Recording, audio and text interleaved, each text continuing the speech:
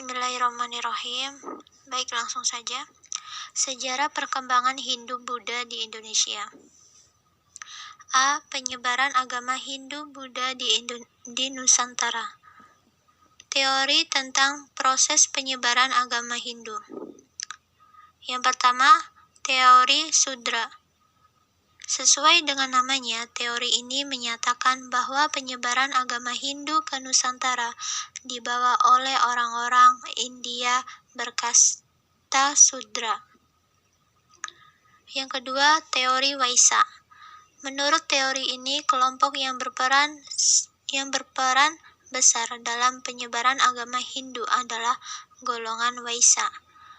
Teori yang dikemukakan oleh Profesor N. J. Crom. Yang ketiga, teori kesatria. Menurut teori ini, kelompok yang berperan besar dalam penyebaran agama Hindu di Nusantara adalah golongan kesatria.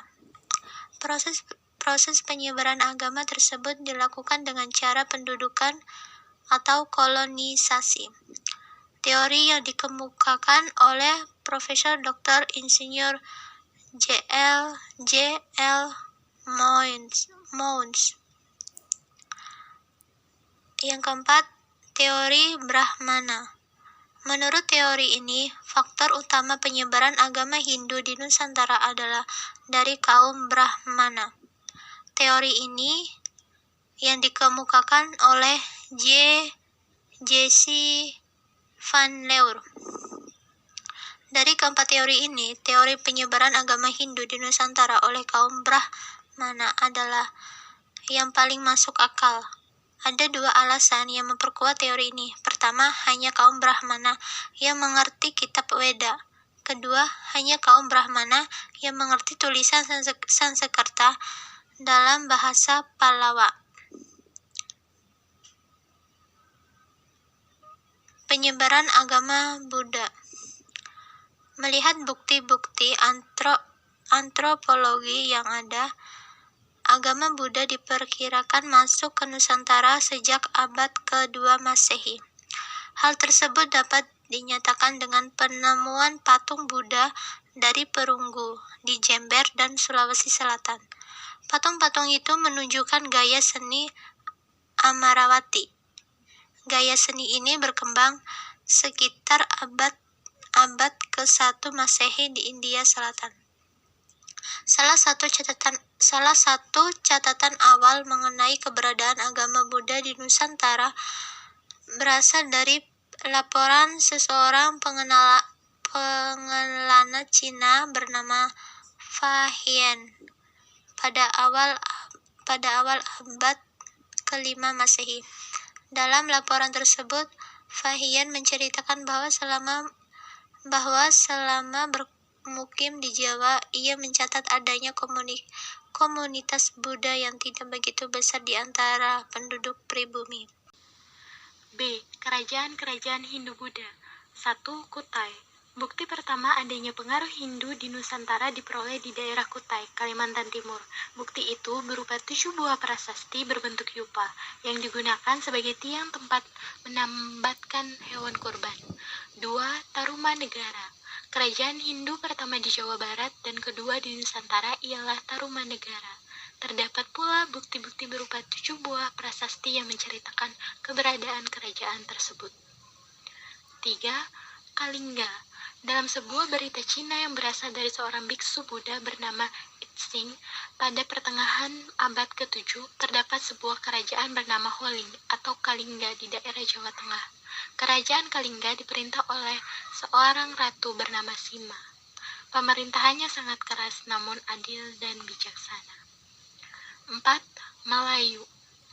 Melayu merupakan salah satu kerajaan terkuat di Nusantara. Banyak ahli sejarah yang memperkirakan bahwa kerajaan tersebut terletak di daerah Sungai Batanghari, Jambi.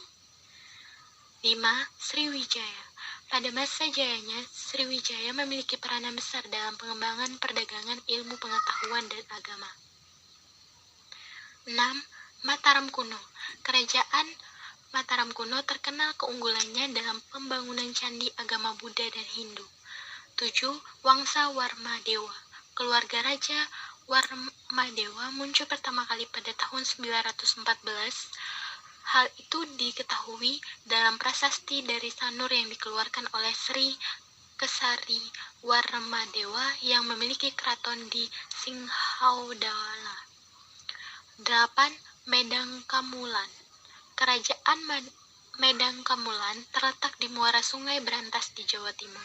Kerajaan ini dibangun oleh Empu Sindok yang sebelumnya memerintah Kerajaan Mataram kuno di Jawa Tengah.